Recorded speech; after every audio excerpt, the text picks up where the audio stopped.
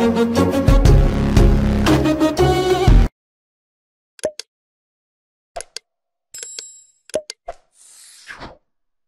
Pak, Assalamualaikum Pak, selamat malam Pak. Waalaikumsalam, selamat malam. Apa kabar Pak? Baik, baik, baik. Syukurlah kalau ini terima kasih ya Pak udah mau bergabung untuk bincang-bincang tentang peran media sosial di tengah pandemi Pak. Ini Oke, ya, ya. Namamu siapa? Kenalin dulu dong. ya Pak. Ini nama saya, nama lengkap Pak, Julius Adipapa.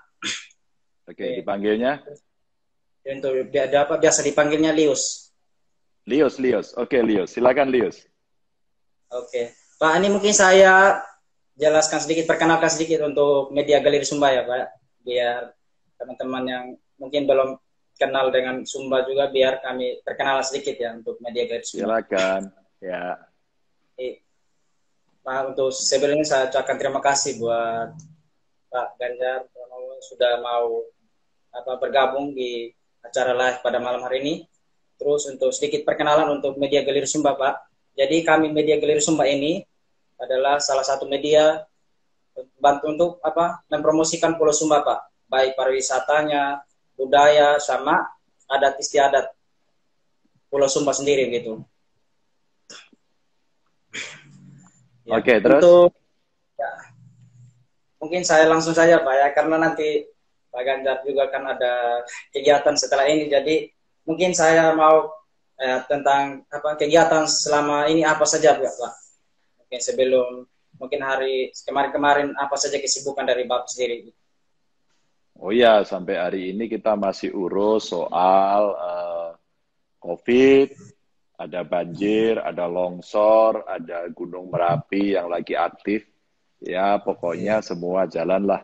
Mungkin teman-teman bisa mengikuti di medsos saya, apakah di IG saya, di YouTube saya, mungkin di Facebook atau di Twitter saya. Hampir semuanya saya ceritakan di sana.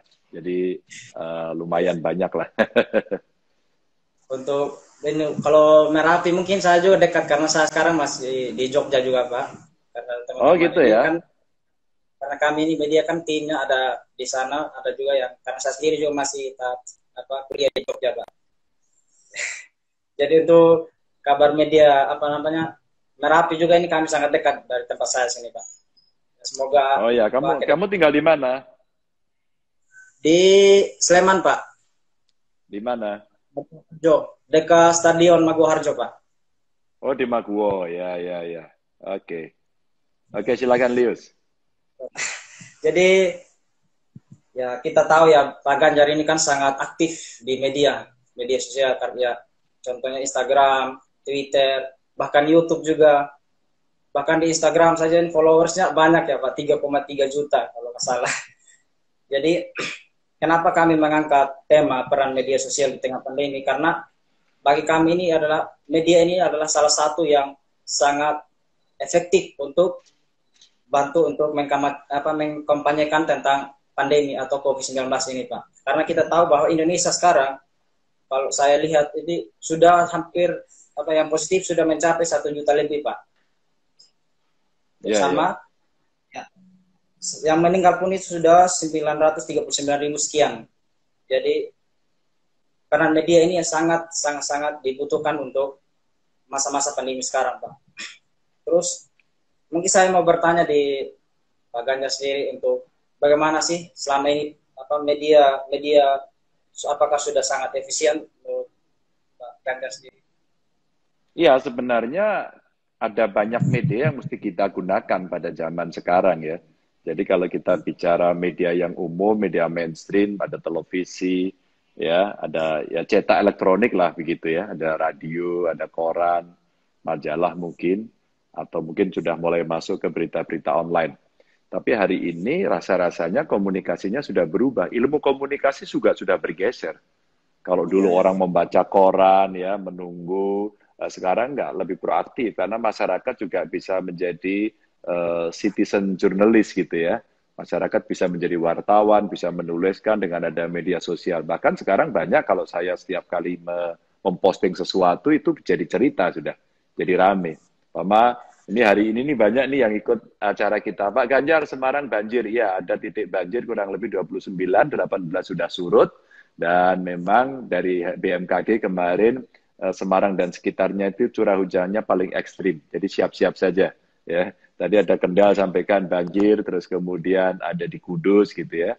Dan kita dorong masyarakat bantuan TNI, Polri, PMI, BPBD tadi sudah turun. Nah itu saya sampaikan ke media sosial. Maka ketika saya sangat aktif di medsos, maka kita bisa menjadi newsmaker.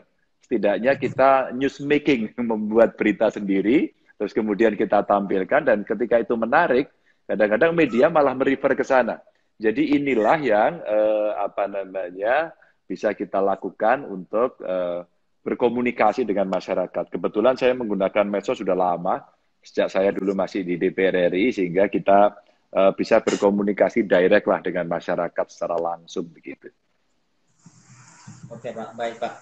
Terus apalagi kan masa-masa ya kalau di Indonesia sekarang ini masa-masa musim hujannya sangat deras gitu ya, karena curah hujannya sangat tinggi gitu Pak. Apalagi tadi saya baru habis kepoin Instagram Pak Ganjar sendiri, itu tadi di Kota Semarang itu masih ada cek-cek tentang pompa-pompa air pengendalian air banjir gitu ya Pak. Jadi itu sudah juga tadi Pak. Itu bahkan bukan media pada saat ini kita bukan hanya fokus di pandemi saja sebenarnya. Cuman banyak yang harus kita benar-benar menggunakan media ini dengan baik gitu Pak. Iya. Jadi sebenarnya saya kemarin masih konsentrasi untuk kita bicara bagaimana pandemi ini bisa kita turunkan, karena tingkat kedisiplinan kita kan tidak tinggi. Bahkan makin hari makin menurun begitu ya. Dan sementara penyakitnya tambah, rumah sakitnya jadi penuh, tenaga kesehatan sekarang tertekan betul begitu kan. Penggali kubur juga kecapean. Nah, kita butuh empati kan ya, Lius. Ketika kita butuh empati, maka kita buat gerakan. Kita buat gerakan ini saya buat di kaos saya. Jadi kita bicara datang di rumah saja.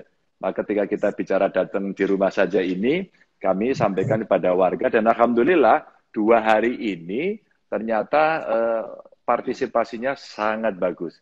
Bahkan tadi ada yang nulis ini di sini ngikuti obrolan kita. Pak Ganjar kaosnya nggak pernah ganti ya katanya, karena saya pakai terus ini.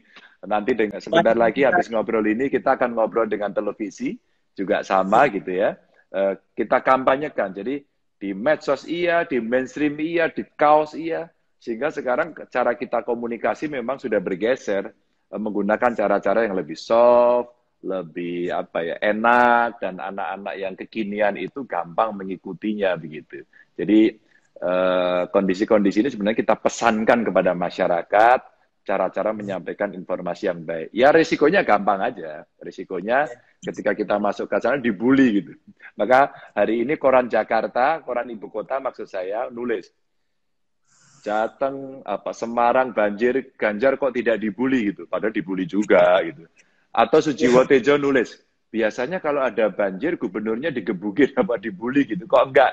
Terus apa benar Semarang banjir? Terus saya jawab tadi malam, ada banjir bah di Semarang, di Kudus, di Pekalongan, ada di Kendal kami sebutkan, ada jembatan patah di Pemalang, ada Merapi yang atus, saya sebutin semuanya gitu ya. Terus kemudian wah rame-rame dan sebagainya. Ya itulah seperti itu, dan netizen kan memang komentarnya bebas, sebebas-bebasnya, ya kan? Sebebas-bebasnya. Bahkan kadang-kadang kalimatnya lucu-lucu, aneh-aneh, kadang-kadang keras begitu ya. Ya itulah masyarakat kita. Mungkin nanti lama-lama kita akan saling bisa tahu, saling menghormati, dan selalu menarik buat saya karena ini komunikasi yang sangat terbuka. Zamannya sudah seperti ini. Jadi banyak, saya sempat baca-baca komentar juga yang tentang banjir tadi nih Pak ya. Karena banyak kata-kata yang keras, ada yang halus juga. Jadi itulah netizen ya, kita sebagai Pak Gubernur mungkin maklumi saja, karena itu sebagai komentar-komentar mungkin sebagai masukan atau kritikan buat Pak Ganjar sendiri gitu. Jadi ya sekarang coba ya saya kembali lagi Pak ya tentang bermedia pada saat pandemi ini Pak, karena kita tahu sendiri pada saat ini kita kebanyakan diminta untuk melakukan pekerjaan itu dari rumah saja begitu Pak. Tapi dari sekian data yang kita baca atau yang kami sempat cari-cari informasi bahwa dari sekian persen masih banyak ya berapa persen lah untuk yang sangat mengabaikan gitu Pak, masih keluar ke rumah kerumunan, bahkan tidak taat dengan protokol kesehatan sendiri Pak. Ya, kalau Itu kan prosentasenya sih nggak hafal kita, tapi sekarang disiplin itu menurun. Presiden pernah menyampaikan data kedisiplinan kita menurun. Nah, kenapa kami membuat jateng di rumah saja untuk 2 hari ini dan ternyata menarik. Oh, tapi Lius, lucu-lucu loh ya yang disampaikan masyarakat. Begitu saya buat jateng di rumah saja, hari Sabtu hujan, maka semua di rumah. Tuh kan, kata Pak Ganjar, suruh di rumah saja. Tuh, kamu keliaran kehujanan. Terus kemudian tadi ada mobil yang tergenang, jadi di atas mobil, di dalam mobil dia, airnya masuk. Terus dia bilang gini, Pak Ganjar, betul-betul kata Pak Ganjar, suruh di rumah saja, saya mau balik, ini mau mobil saya kerendam gitu. Jadi cerita-ceritanya menjadi lucu-lucu gitu ya. Tapi ya yang nyinyir juga ada, nggak apa-apa sih gitu ya. Cuman disiplin ini menjadi penting. Maka kenapa kita buat gerakan, ayo jateng di rumah saja, hanya 2 hari, yuk kita hormati para nakes yuk. Yuk kita hormati mereka penggali kubur yuk. Yuk kita belajar disiplin tadi yang Lius pertanyakan tadi. Ya kan? Kalau kita bisa berdisiplin, tentu kita akan bisa menyiapkan dengan baik langkah-langkah yang lebih konsisten, terukur, agar pandeminya cepat selesai. Dan kita bisa belajar kok, Lius, dari banyak negara lain ya. Selandia Baru bagus, ya Tiongkok bagus, sekarang India. Kita belajarlah dari banyak-banyak negara itu. Nah, kita sendiri bagaimana? Maka Lius tadi malam saya ini live IG juga, sama masyarakat dari Taiwan, saya suruh cerita, yang ada di Jepang, saya suruh cerita, di Taiwan gimana? Wah, ketat Pak, nggak pakai masker dendanya 1,5 juta, jadi 1 juta lebih gitu. Jadi sebenarnya ini yang terjadi. Nih sampai ini kamu ngobrol aja sekarang ada yang nanya nih, Pak listriknya mati, ya listrik mati, tadi sudah telepon GM PLN Jawa Tengah DIY, dan ada beberapa yang roboh, dan ada beberapa yang tergenang, maka yang tergenang nggak bisa dinyalakan. Maaf, yang tergenang nggak bisa dinyalakan, gitu ya. Kalau dinyalakan nanti takut warga kesetrum begitu. Jadi ini sampai yang detail gini tadi kita kerjakan satu-satu.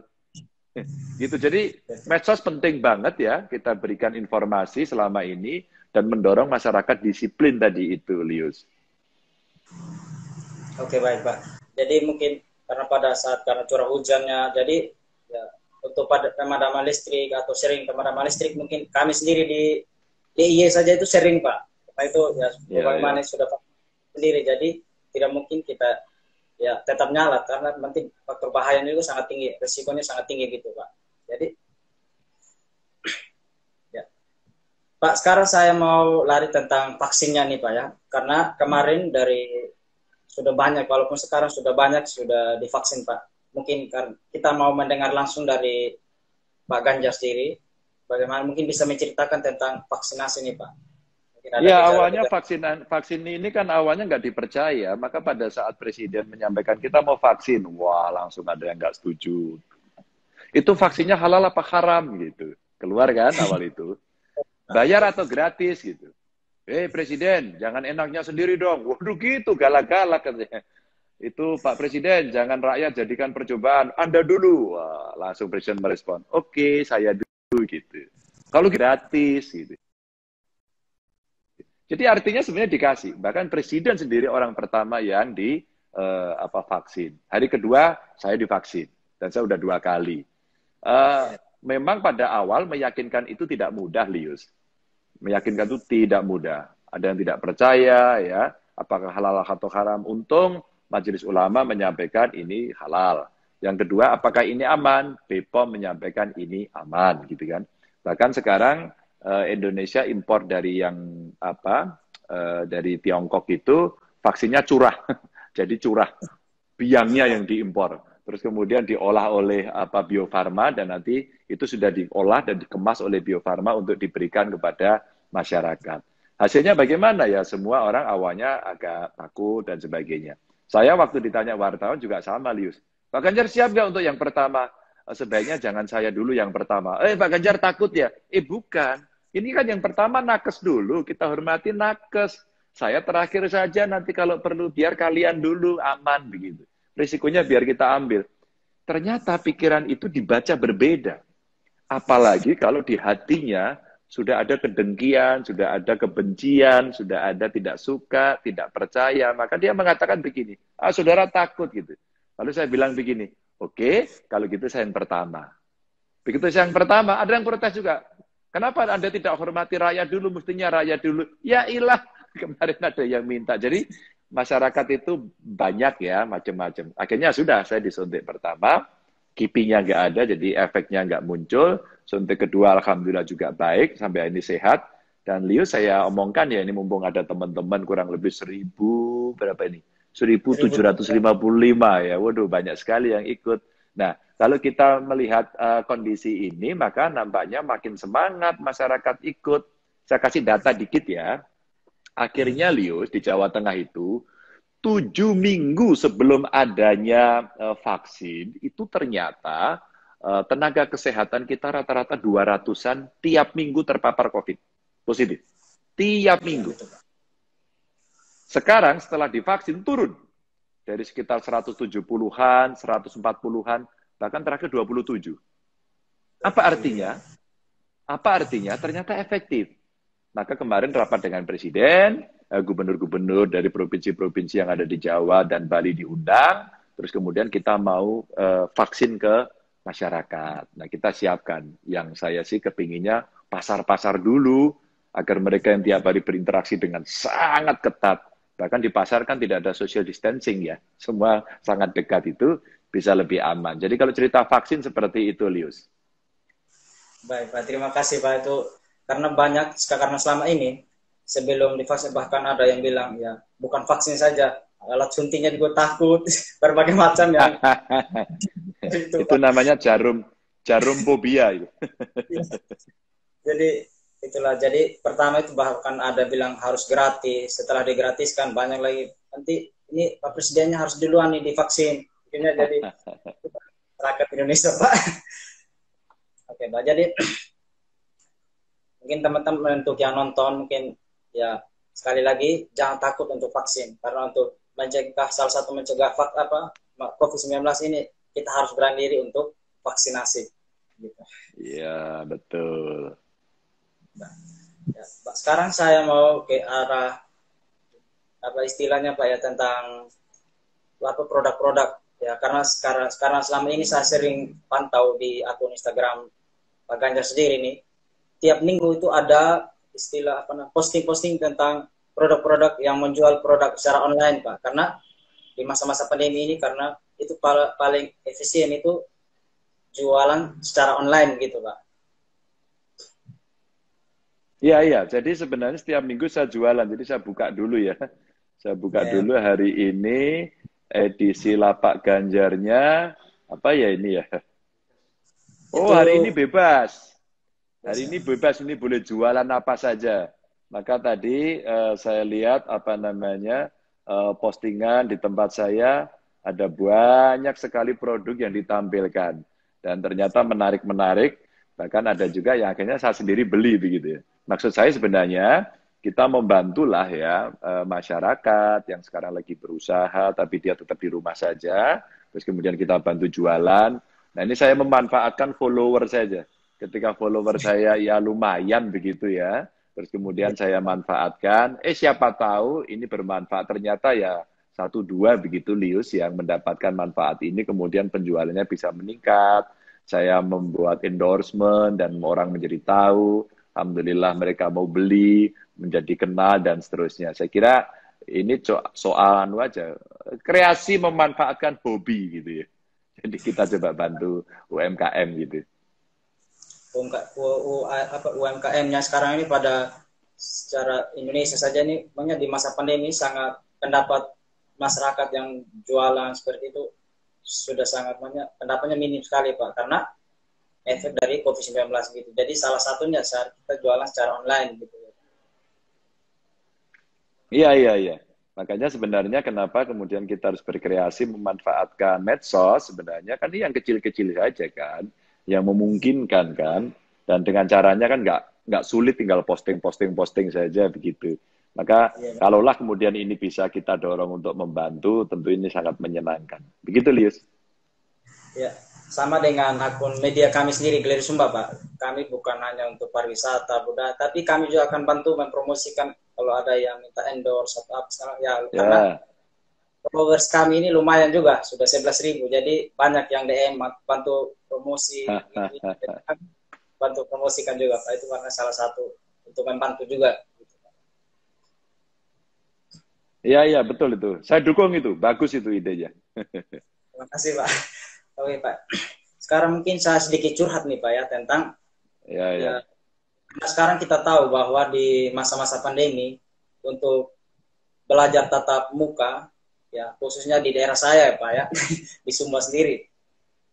Karena itu kalau belajar secara online atau di istilah daring itu mungkin masih sangat minim atau istilahnya masih ya berapa persen ya, tidak, kalau kita lihat persennya mungkin ya sedikit sekali, Pak. Karena pertama faktor jaringan listriknya. Jadi untuk adik-adik di pelosok kami itu belajar secara online itu tidak ada sama sekali, Pak. Karena saya sempat sendiri juga, karena 4 bulan kemarin itu saya disumbang pulang karena pandemi juga. Jadi banyak yang curhat-curhat ini kami seperti apa. Akhirnya adik-adik ini ditelantarkan gitu, Pak. Itu pendapat dari Bapak Kandar sendiri bagaimana? Iya, ya kamu jangan diam sebagai putra daerah. Apa iya sih Ya, ada orang ditelantarkan? Saya tidak yakin. Itu bahasa yang apa ya, mungkin karena gemes gitu ya melihat situasi. Beberapa waktu lalu saya juga webinar dengan teman-teman dari NTT ya, dari NTT terus kemudian bicara bagaimana membuat sinyal yang ada di sana. Sebenarnya belajar dari pengalaman kami yang ada di Jawa Tengah, kades-kades bisa kok membuat satu wifi diberikan kepada anak-anak, mereka sekolahnya di desa begitu ya, atau yang coveragenya itu bisa, mereka juga bisa manfaatkan dari rumah, itu dari dana desa. Bahkan ada badan usaha milik desa juga kemudian membuat itu. Lalu langkah yang lain bagaimana? Mengikhtiarkan mereka untuk jalan, untuk apa bisa punya BTS, terus kemudian bisa punya WiFi sehingga bisa digunakan lah untuk mereka. Nah, sementara yang lain kalau kita bicara apakah di tempat itu kondisi pandeminya parah atau tidak. Jangan-jangan memang nggak ada. Kalau betul-betul daerah itu diperiksa semuanya atau sudah dites semuanya dan ternyata tidak ada yang sakit, tutup aja desanya. Tutup, nggak boleh ada orang masuk, maka sekolahnya masuk. Tatap muka, boleh. Karena nggak ada orang. Nggak ada orang, iya, maksudnya nggak ada orang keluar masuk, nggak ada yang sakit. Maka desa itu steril. Kalau itu steril, tanpa ada orang yang membawa virus COVID masuk, nggak akan bisa. Maka itu boleh tatap muka. Cuman kita mesti pastikan dulu. Jadi dugaan saya nggak ada itu yang menelantarkan. Ini hanya butuh satu kreatif gurunya, inovatif gurunya, pendampingan orang tuanya, mahasiswanya, pemerintah daerahnya, sehingga mereka akan bisa membantu. Begitu. Jadi kalau nggak ada sinyal, ya dikasih sinyal. Kalau kemudian nggak ada, sekolahnya sedikit-sedikit aja. Sedikit-sedikit aja. Kalau perlu tatap muka, ya diatur betul. Umpama sekarang yang boleh masuk hanya separuh. Separuhnya berapa satu kelas? Kalau perlu hanya 10 orang. 10 orang jaraknya diatur agak jauh-jauh. Nanti pulangnya sendiri-sendiri. Itu sebenarnya juga cara. Pertanyaannya, kita mau nggak berpikir keras, mencari jalan keluar? Kalau tidak, ya pasrah semuanya. Kalau sudah pasrah, ini seperti yang nulis ini. Saya stres, Pak. Saya ini, Pak. Iya, karena semuanya berpikir ini semua sulit. Kalau buat saya enggak, kita cari jalan keluar. Ada tantangannya memang, ada tantangannya. Tidak mudah, karena tidak mudah ini. Jadi kemudian, kapan Pak Corona selesai? Ya nggak selesai kalau kita nggak disiplin. Maka akan lama sekali.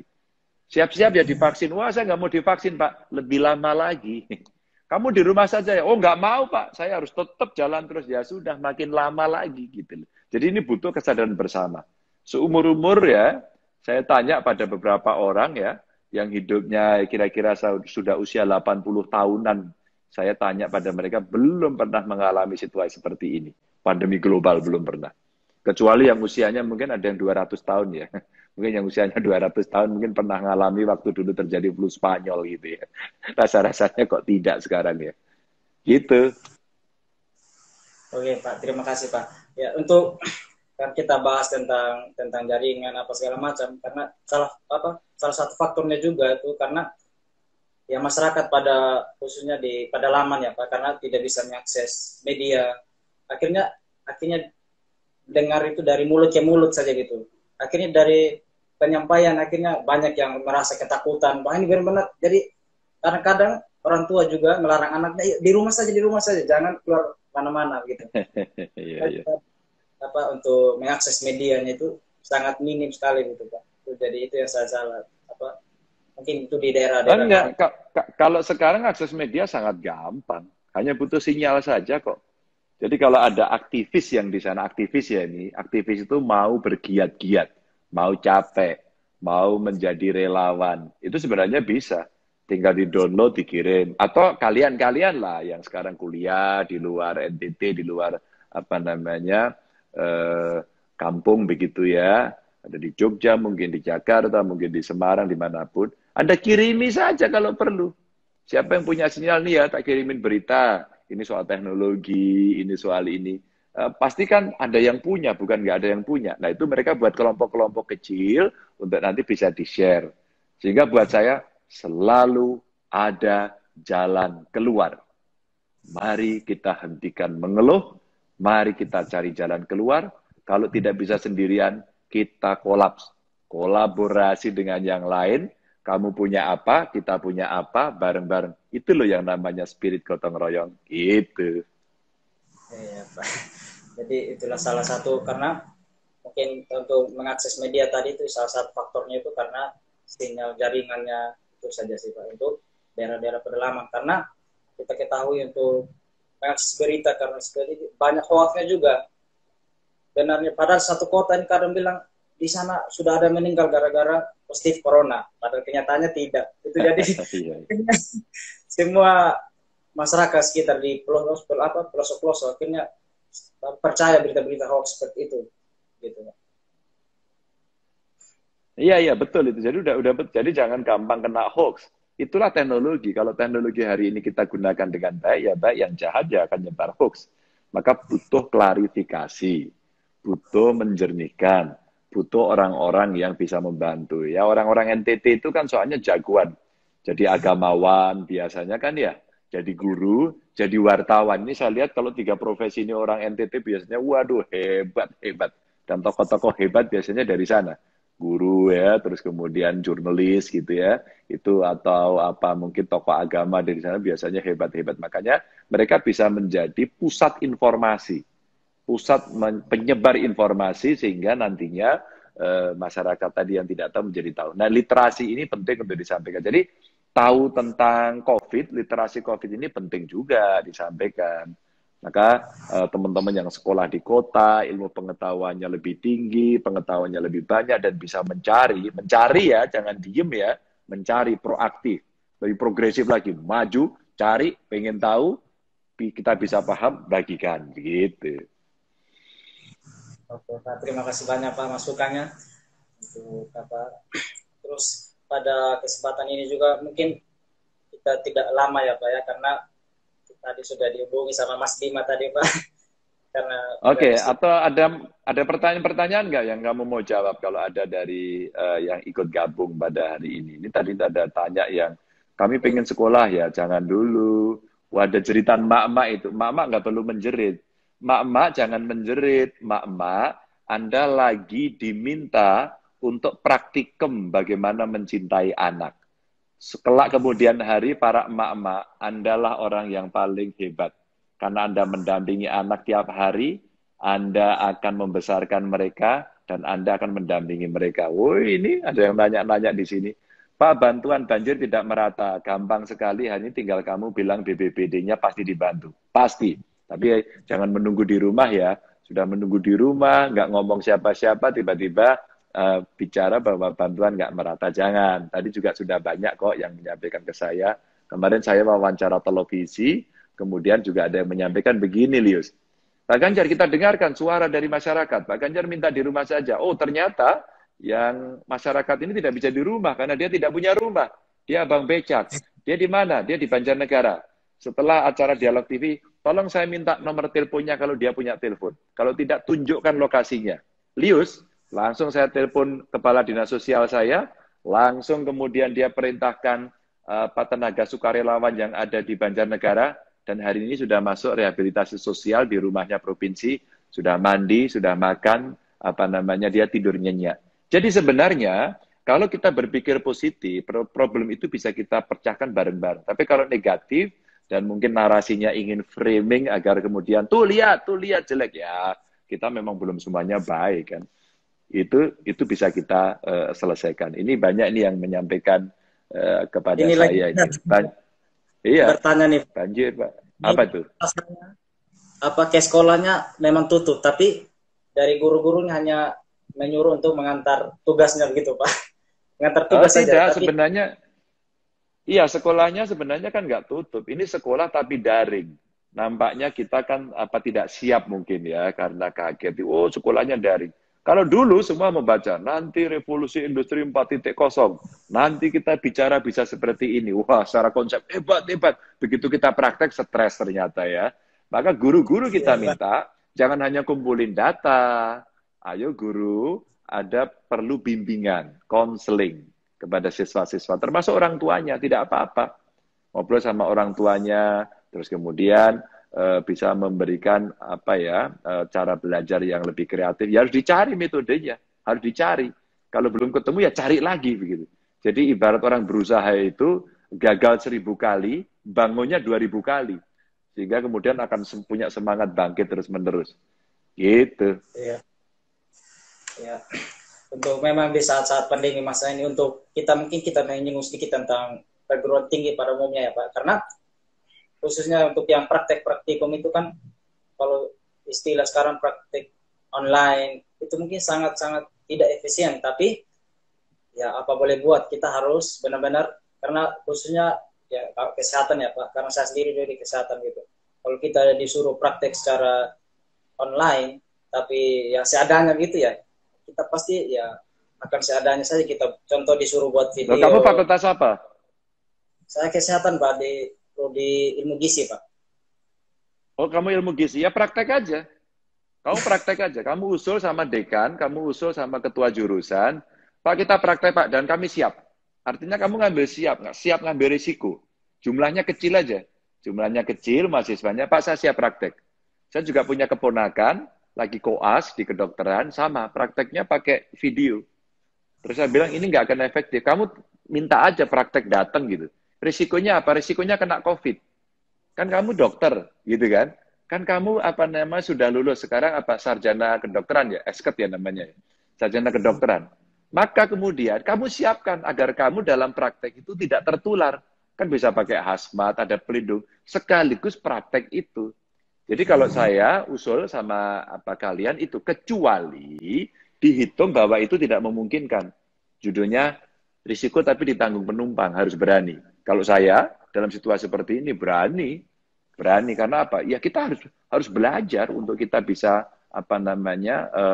menghadapi situasi yang real ini. Ini ibarat kita perang itu kita latihan betul dan kita bisa ketembak kalau nggak hati-hati. Maka ilmunya makin banyak gitu.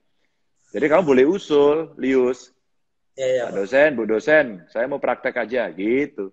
5 orang, 6 orang gitu ya. Jadi bisa berjarak dan kemudian kamu bisa bekerja. Mungkin tempat praktekmu karena kamu ahli gizi terkait dengan tempat-tempat umum yang dipegang orang lain, pastikan itu dibersihkan sendiri dulu pakai alkohol dan sebagainya. Jadi kalau saya mendapatkan tantangan ini, hidup makin menarik. Hidup menjadi tidak datar. Dan maaf ya, kita bukan kelompok rebahan. Kita pejuang. Gitu. Jadi memang untuk masa-masa pandemi memang sangat ya istilah, karena kebanyakan kita juga di Jogja sendiri saja Pak ya, untuk masa-masa sekarang ini, untuk yang nongkrong istilah itu masih banyak Pak. Jadi ya walaupun ada yang tidak pakai masker juga, tapi saling mengingatkan itu Pak, karena salah satunya itu saling mengingatkan sudah gitu Pak. Ya, ya betul, harus saling mengingatkan. Kalau nggak saling diingatkan juga nggak bisa. Makanya kalau kita kasih contoh di beberapa teman yang di Taiwan, di Jepang gitu, oh udah Pak langsung denda Pak gitu. Kita mau nggak seperti itu? Kalau nggak mau ya pandeminya nggak akan selesai-selesai gitu. Oke Pak, mungkin mungkin sekian mungkin ya Pak untuk apa, terima Oke, kasih karena nanti Pak Ganjar juga ada apa namanya setelah ini mungkin di apa ya di TV One ya Pak setelah ini. iya iya mau ada acara dengan TV One sebentar lagi. Oke, Anda sudah mau bergabung aja bincang-bincang tentang peran media di saat pandemi ini. Mungkin sebelum menutup ya Pak, mungkin saya minta Pak Ganjar untuk memberikan masukan atau arahan buat apa, para apa nih teman-teman yang nonton sekarang ini. Apa sih untuk oke, terima kasih buat teman-teman semuanya. Eh, tetap jaga kesehatan, pandeminya belum selesai. Tapi vaksin insya Allah akan menjadi solusi. Maka siap-siap saja kita lagi melakukan percepatan vaksinasi, mudah-mudahan bisa. Tapi tetap jaga protokol kesehatan, kita dalam ujian yang tidak ringan. Maka mereka yang survive, mereka yang mampu, mereka yang bisa mencari jalan keluar, selalu berpikir alternatif dan positif, insya Allah itu akan bisa. 3M-nya jangan lupa, tambah 2M sekarang. Ya, ya, kamu mesti mengurangi mobilitas dan kamu mesti menghindari kerumunan. Sehingga harapan kita, Anda semua sehat, dan kita bisa keluar dari kondisi yang sulit ini secara bersama-sama. Salam untuk semua, semangat terus. oke terima kasih Pak. Jadi terima kasih Pak Ganjar sendiri sehat-sehat ya Pak. Salam buat Amin, keluarga. terima kasih. Ya, Ya, makasih Leo, salam buat semua ya. ya, ya Pak, terima kasih ya Pak.